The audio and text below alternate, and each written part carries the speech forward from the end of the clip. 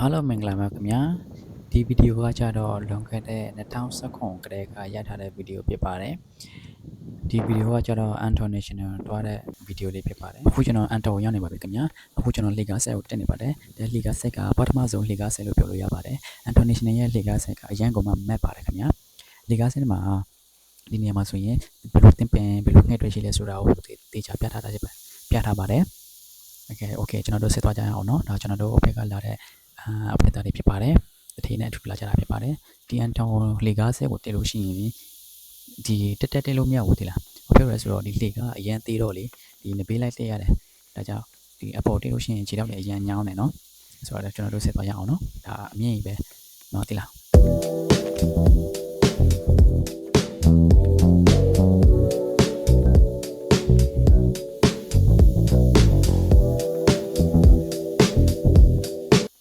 Let's go တက်ပြီနောက်တစ်ဆက်ကပြန်တက်ပါပြီခင်ဗျာဒီနေရာကျတော့ view point ရရောက်ဖို့40မီတာလိုသေးပါတယ်ခင်ဗျာနောက်တစ်ဆက်ပြန်ထွက်ရအောင်ပါပဲเนาะဒီနေရာကျတော့ဘွားနေကြည့်လို့မြင်တဲ့ view point ပေါ့เนาะစေပြီးသွားရအောင်မယ် Let's go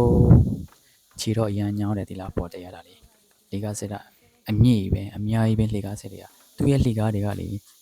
တောင်ကုန်းပေါ်မှာသူကတန်လေကားနဲ့လှုပ်ထားတာဖြစ်တဲ့အတွက်ကြောင့်တက်ရတာအရန်ခက်ခဲတယ်ခြေအရန်ညောင်းတယ်ဒီလေကားလေးတွေကတေးသေးလေးအဲ့လိုမမက်ကြီးတက်ရတာအဲ့ဒါကြောင့်လို့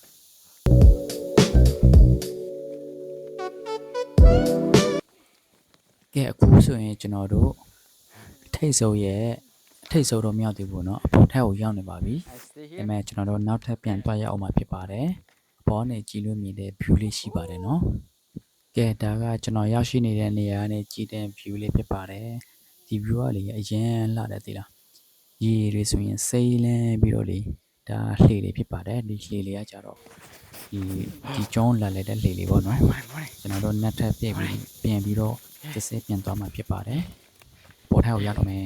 ဒီပေါ်ထပ်မှာဆိုရင်အရင်လှတယ်ရေအိုင်အကြီးပဲကျွန်တော်ပြမယ်နော်ကျွန်တော်နည်းနည်းလေးစိတ်တန်းလိုက်အောင်မယ်ကဲဒီနေရာဆိုရင်ကျွန်တော်ရောက်ပါပြီเนาะအပေါ်ထပ်မှာအပေါ်အမြင့်ဆုံးထပ်ပေါ့နော်အမြင့်ဆုံးထပ်တော့မဟုတ်သေးဘူးဒါပေမဲ့ထပ်သေးလို့ရသေးတယ်အမြင့်ရှိသေးတယ်ပေါ့နော်ဒါဆိုရင်ပြိုးလေးရမ်းလာတယ်ဒီမှာဆိုရင်အကြီးပဲရမ်းလာတယ်အဲ့ဒီအောက်လည်းဆင်လို့ရတယ်ဒီလားအောက်ဆင်လို့လည်းရတယ်အဲ့အပေါ်တိတ်ပြီးတော့ပြန်ဆင်ရမှာအခုလို့ဆိုတော့ဒီလေလောက်ပဲလေပဲမရှိသေးတယ်ရမ်းလာတယ်နော်